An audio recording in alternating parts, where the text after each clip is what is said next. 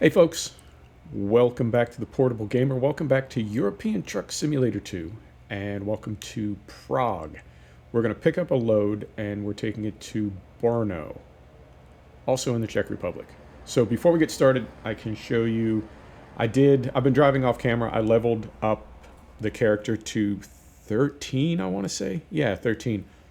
And made some changes to the truck. I did go with the high-rise roof on it, and that's got the additional lights up on top, plus our 4 hella lights that we have on our light bar. I added a second axle. We're not leveled up and we can't afford a 6x4, so this is a 6x2 with a non-drive tag lift. And then we put a third axle on the trailer, if I can pivot around here carefully. We put a third axle on the trailer. We put some pallet boxes under it. We've got some toolboxes on the back. I put a diffuser on it, painted the bumper, as you do. So we're good to go. I think, well, we'll talk about it as we drive, but I would like to drive this truck only for the entire 1.36 patch, and I think it's just about done. The only thing we would need to add to it would be that tag lift axle. We would want to make that a driving axle. So here we go. We're going to pick up in town. Those off, turn those off. It has rained. I have to say it has rained. So it does rain, even though I've got the probability. I mean, I've been messing with it, trying to get the right probability. I want it to rain sometimes. I want it to rain often enough that we get to see what the game looks like in the rain, but not so often that it's like, monsoon, sir. Oh, that is not helpful. Don't want to help me. No more helping. All right, so we'll sneak it through here. Try not to hit anybody. And we got to make this right. Okay. So we're good through there. Nobody over there.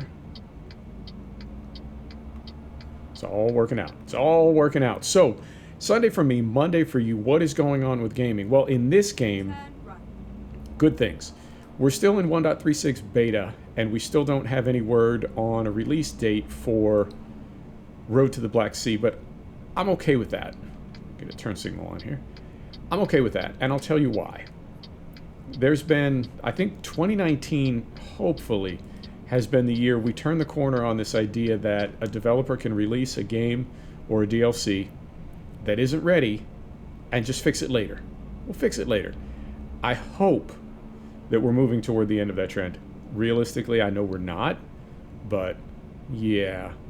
So we got the notice for Utah. We got that, just a few days, I want to say, maybe a week at the most before it released. And it wasn't, they didn't do a pre-order for it. And I suspect, the reason for that was so that everybody would buy it at once and just for a minute they could have the top selling title on Steam. Good for them. Turn signal off. Get down to the right gear. Set the brake. And let's find this. What are we taking? We're taking medical equipment from Prague to Brno. Okay, not a very long trip, and that's why I wanted to pick up. I've been, on occasion, loading up before I start the video. And I wanted to not do that, just so we can add a little time, you know what I mean, to the length of our video, because 178K won't take very long at all. So I guess what I'm getting at is we don't have a release date, and there's no pre-order for it, but it does say 2019, and there's not a whole lot of 2019 left. So hopefully everything will come together, and the timing will be perfect and beautiful and awesome. But in the meantime, 1.36 is stable. We're running very few mods, and I'll tell you about that as we get rolling here as well. We're not running any truck mods. I've got some accessory mods on this truck, and we do have the DAF DLC, the DAF tuning pack, which may be called the Eindhoven pack, but don't quote me on that. But regardless, it's the DAF tuning pack, the DAF tuning pack, and we've got that going. But that's from SCS. That's not really a mod. That's more of a DLC. So we've got that. We've got the accessories and tuning mods. I don't think we're going to bring in the Jazzy Cat trailers, although we might. I reserve the right to switch it up a little bit. I did bring in the cast trailers, all of them. which is, set the brake here, engine is off. That is the Ikari, the NTM, and the Kraker, possibly.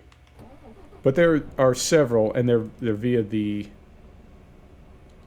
workshop on Steam. He's got some other stuff on the SCS Soft blog that you, well, I assume it's a he. Don't know. Could be a she. They have other stuff on the SCS Soft blog that you have to download from third-party sites. But as far as what comes from the workshop, we've got the cast stuff. Brought those in. Can't really see out there. We're just going to go for it here. And it all works out. What else? I think that's it. I'm not going to run pro mods. I've said this before, but I mean it this time. I'm not going to run pro mods. Not that there's anything wrong with pro mods. Pro mods is awesome. But I just want to try the map one time without it because the map is getting so big. And likewise the trucks and the trailers. I want to see what the game looks and feels like for an extended period of time without any significant mods. So we'll have some cosmetic mods and some tuning mods. I'm using drivetrain revision, and we've got the Michelin and the Goodyear DLC wheel packs and some various other things. But for the most part, this is just base game with SCS DLC. I also pulled out the Ghost Pipe mod, and the reason why is to hear it, it had to be higher priority than drivetrain revision, which has some engines in it as well. In which case you couldn't hear it, and if we, let me say this right. If it was higher priority than drivetrain revision, then we lost some of the engines from drivetrain revision. And if drivetrain revision was higher priority than the Ghost Pipe sound, we lost the Ghost Pipe sound. Bottom line, drivetrain revision is a very solid mod. It's small, but I really like it. I really like how it makes the truck feel, even though it's not a physics mod. So I decided to go with performance over that wonderful sound. So I did pull that out. And trying to think, yeah, that's about it. That's about it. I put a new interior in the truck, and it does have sat-nav in the dash. And that's base game as well. It's just the exclusive upgrade interior that you can get for the truck. I put the table up there. That's base game. Or that could be the DAF DLC. But you see what I'm getting at. So 1.36 is running super, super smooth. It's still in beta. And no problems whatsoever. No crashes. Not a single crash. Everything loads up super fast. And I was able to take between Jazzy Cat and, no, we don't want to get over. Between Jazzy Cat and Pro Mods, I was able to take like 20 gig off my hard drive. 20 gig is not going to make or break my hard drive, but it just gives you an idea of how quickly these mods can add up. And I do want to stress, there's nothing wrong with Pro Mods. I'm not down on Pro Mods at all. I love Pro Mods. I just want to try it without to see if maybe the game has grown enough in the past couple years that we don't need Pro Mods as much as we need to. No, I said that exactly backwards. So we don't need it as much as we used to. Yes, there we go. My words are escaping me this morning. Oh, it's a Sunday.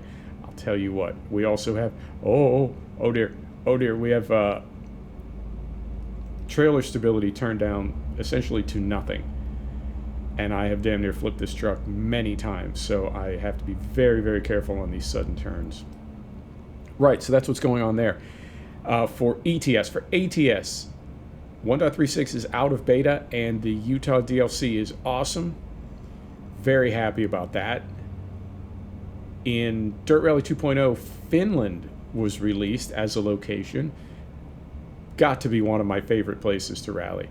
Finland and Poland, I really, really like. Now, Dirt Rally 2.0 is not official, so some of the locations I think have to be sort of, you know what I mean? Panasonic, right? They gotta fudge it a little bit. It can't be the real place because they don't have the licensing, or who knows? FIA, I don't even understand it. Sir, what could possibly be happening? Oh, and it's got to be on a hill. Come on. There we go. Everybody's moving again.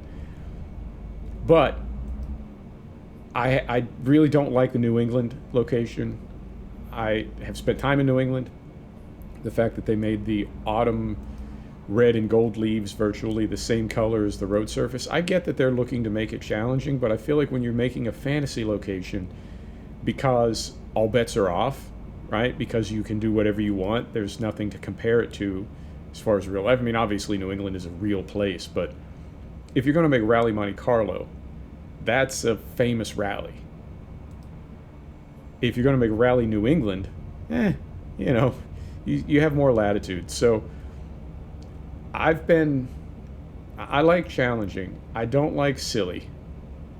I don't like contrived. And some of the locations in Dirt Rally 2.0 feel kind of silly and kind of contrived. Poland and Finland do not. They feel, I mean, obviously I've never driven a rally car. I've certainly never driven a Group B rally car in Finland. But it's got an authentic feel to it. Whereas New England and Argentina and Greece, they may be realistic, but they feel kind of hokey to me. So Finland is awesome. I'm so glad that they brought it back. Now, I don't have the Season 3-4 pass. I have the Season 1-2 pass, but I didn't buy 3-4 because some of the content are cars that I have no interest in. There's some rallycross stuff that I don't use.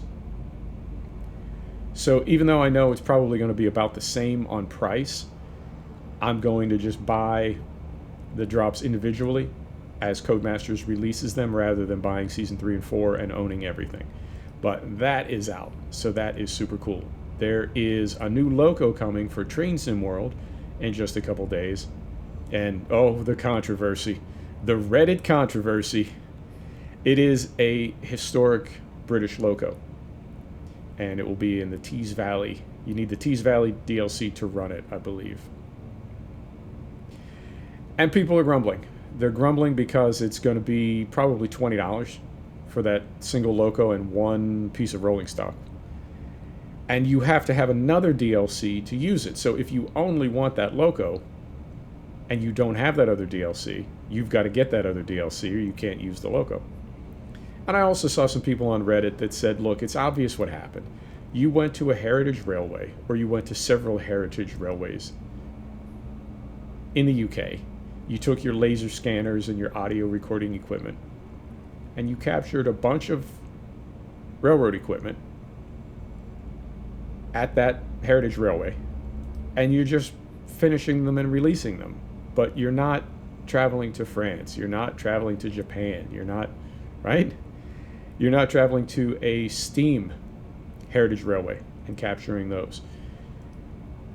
And I don't know if that's true or not, but it certainly fits.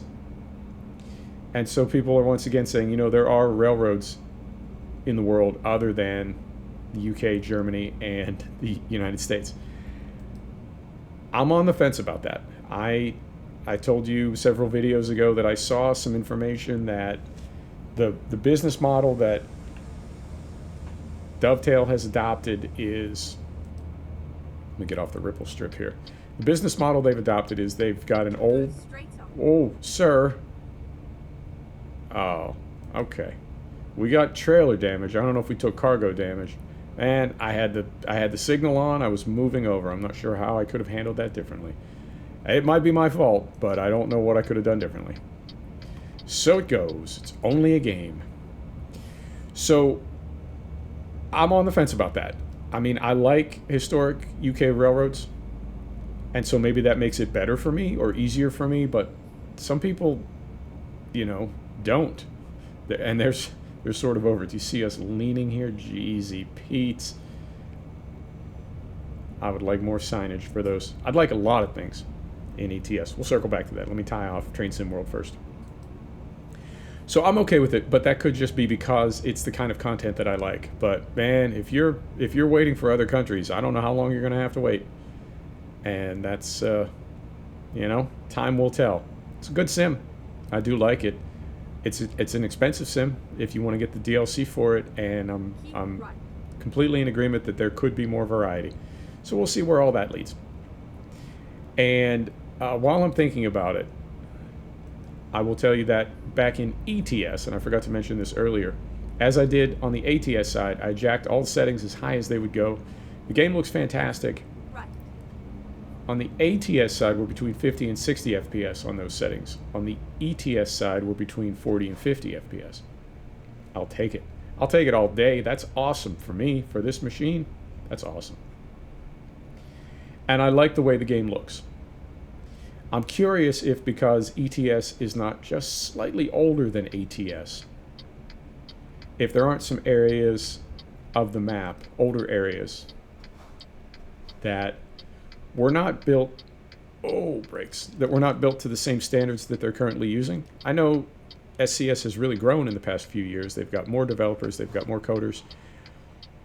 And the way that a game uses assets and models is really, I wouldn't say it's the key to optimization, but it's certainly a big part of it.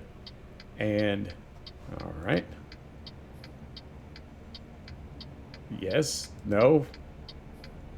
Oh my goodness. Sort of helping, sort of not helping. All right, we're going to sort this out.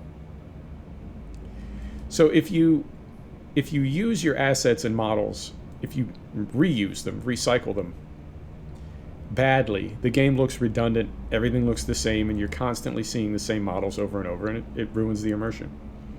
If you try to go with entirely unique models for every town or every whatever, then you've got a ton of things loading, and RAM is always cycling things in and out, and right? So that can be a different kind of problem. Or you can just gobble up all your RAM, regardless. That's not necessarily the best solution either. The sweet spot is when you find a way to recycle your assets and models and use them all over a game without a player ever feeling like they're seeing the same thing just pasted over and over, like a tree or something, or a house. So I'm curious if the older areas have, I guess, less efficient use of models. And that is also reflected, sorry, concentrating, getting ready to make my turn here. And that is also reflected in the difference in age between ATS and ETS. But I don't mind. I feel like as long as we can stay north of 30 FPS, I'm happy. And that's, I mean, when you think about console, a lot of consoles cap at 30 FPS, or did in the past, the very recent past. And it didn't, you know, it wasn't the end of the world. We got through it. Get ready to turn right. So anything north of 30, I'm happy. And then anything north of 60, I'm ecstatic. Turn right. And I really, honestly, I have no goal to be anywhere beyond 60 FPS. That's fine for me. I know there's some people that say they won't play below 120.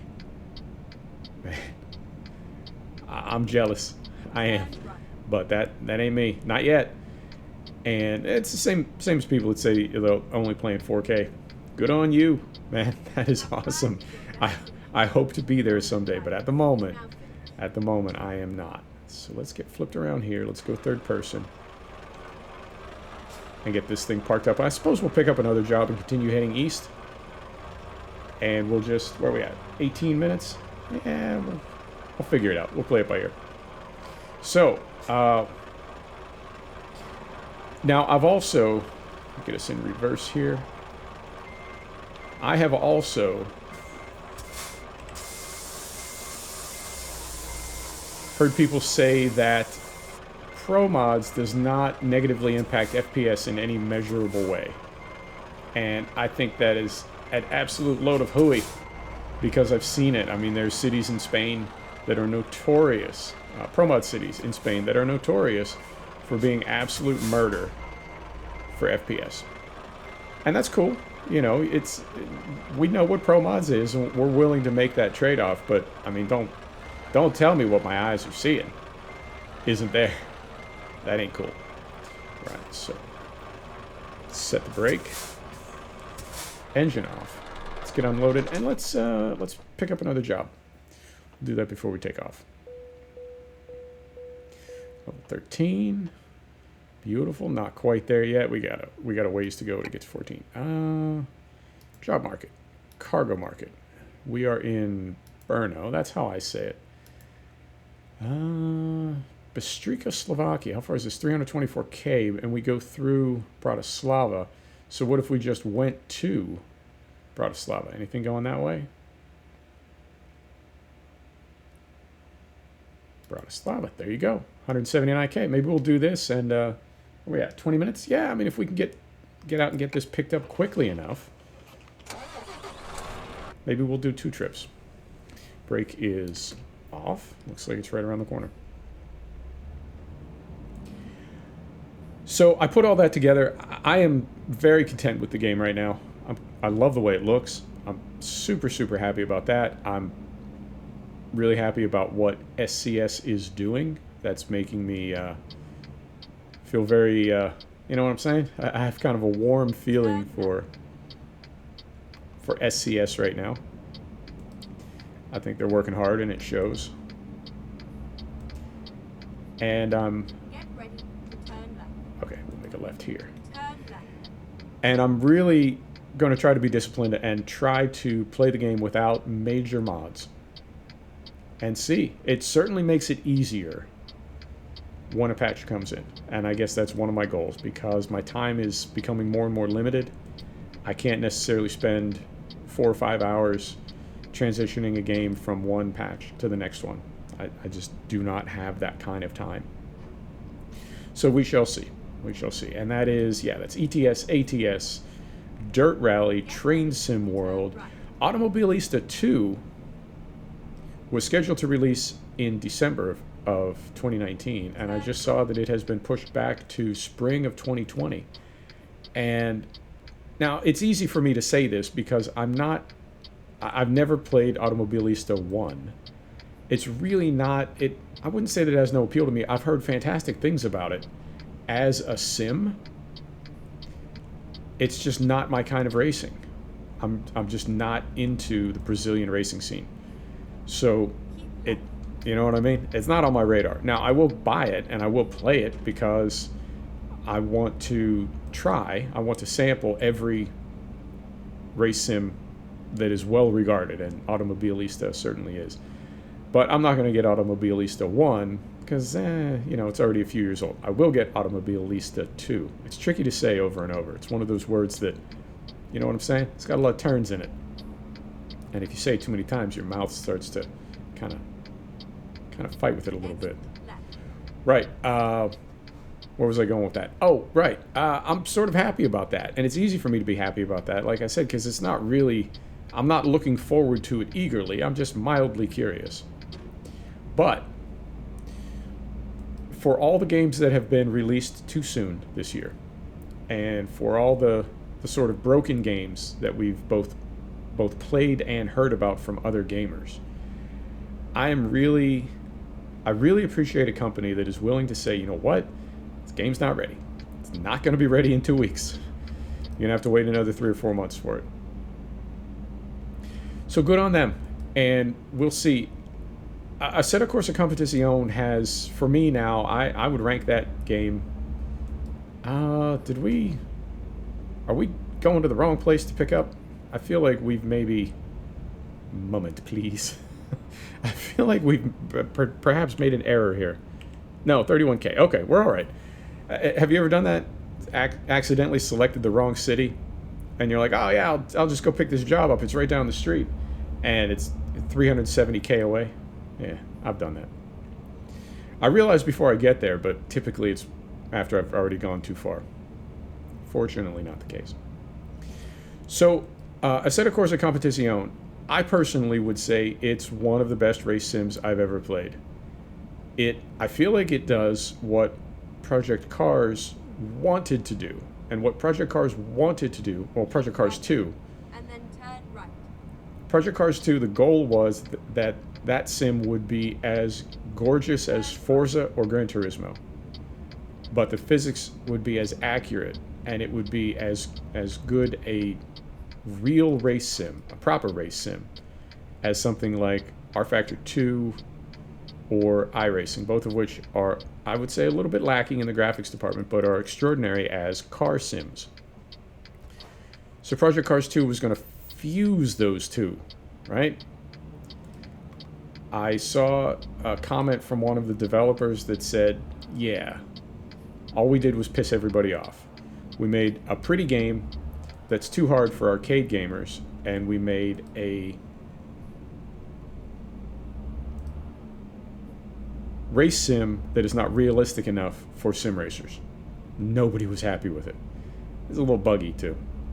Project Cars 3, from what I understand, is going to be more like Forza. Hey, good on them, man. You got to know your limitations. Know your audience. I have no problem with that. Assetto Corsa Competizione, I feel, did pull that off. I think the physics and handling are amazing. The AI is really, really good now. And the graphics are great. I love Race Room. The only thing I don't like about Race Room is there's no weather and you can't race at night. Turn left. But you can do those things in Assetto Corsa Competizione. So it's there. And if the F1 franchise by Codemasters is the best F1 sim, and if the Dirt franchise by Codemasters is the best rally sim, and I know Richard Burns Rally is the best rally sim, but that's sort of a different category at this point. That's something that the fans are keeping alive. You have arrived at your destination. But when I think of like mass market, Route guidance is now fixed. Dirt franchise. Whoops. Try to be realistic here. Put her in neutral, set the brake. Now we look at the menu. There's that OCD. Love it. I love it. Right, we're going to take some honey to Bratislava, but we're probably not. Coming up on 27 minutes. I think we'll just get hooked up. And then we'll call it. So, Assetto Corsa Competizione got there, and it took, I don't know, 5 months and 10 patches. Had they waited, they could have avoided all that negative publicity. And the thing about video games now becoming so much like movies is, like movies, if a game does not get good press, because there are always so many games being released, if your game gets sort of pushed below the fold, right? If it gets overtaken by other more recent releases, it doesn't matter if you fix it 6 months later, because people have already lost interest and moved on, forgotten all about it. So you've got to do things right the first time. And I wouldn't say it was easy. I mean, I obviously I don't have any insight into Kunos or 505. I wouldn't say it was easy for them to get Assetto Corsa Competizione fixed, but it was certainly possible for them to, because they did it. And they did it in less than 6 months. So, a little bit sideways here. Let's square this off, or try to. So I guess what I'm getting at is, if the developer of Automobilista 2, and the name of the developer escapes me at the moment, but if they are willing to wait a few months and release the game when it's done correctly, they're going to avoid all that negative press. Now, they'll take a little hit. They'll take a little hit for the game being late, but I believe ultimately they will take less of a hit from a marketing perspective to release a great game a few months late than to release a bad game on time. I just saw kind of a contrite statement from Ubisoft saying, hey, listen, about Ghost Recon Breakpoint, yeah, we know it's a mess, and we're going to fix it for you. We've been listening to fan feedback, and we'll fix it for you. And I think, man, you probably didn't want to make that statement. And if you would have just waited and released the game after it was done, you wouldn't have had to. So, I think that's what the Automobilista 2 developer is doing, and I think that's awesome. So that is 29 minutes. Let's call it. Next episode, we will drive into Bratislava, and from there we'll keep heading east, and we'll see when that DLC drops. But other than that, we are done for today. So, folks, thanks for stopping back to check out The Portable Gamer. Thanks for joining us for another episode of European Truck Simulator 2. We'll see you next time. Take care now.